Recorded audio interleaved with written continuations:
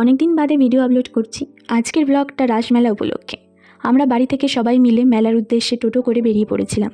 রাস্তায় প্রচুর লাইটিং, চারিদিকটা আলোয় ভরে গেছে। এটা হলো বলাগড়ের রাসমেলা। আমাদের বাড়ি থেকে রাসমেলা যেতে টোটোতে 10 মিনিট সময় লাগে সম্ভবত। চারিদিকে পুকুরের সাইডে সাইডে লাইটিং করা হয়েছিল এবং লাইটিংগুলো প্রতিচ্ছবি জলে পড়ছিল, খুব সুন্দর লাগছিল দেখতে।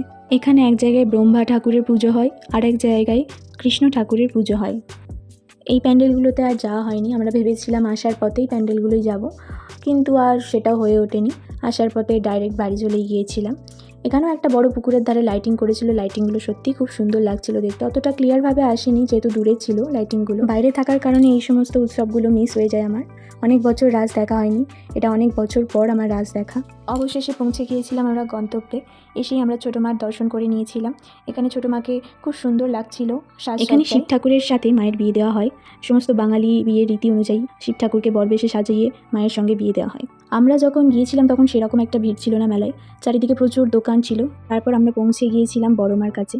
মাঝে আমরা ফুচকা ঘুগনি খেয়েছিলাম, সেগুলো ক্লিপ আর নেওয়া হয়নি। বড়মার কাছে পৌঁছে আমরা সবাই মিলে একটু সেলফি তুলে নিয়েছিলাম। আমি, আমার হাজবেন্ড, মা, বাপি, মামনি, দিদি, আমাদের মানু সবাই মিলে গিয়েছিলাম মেলায়।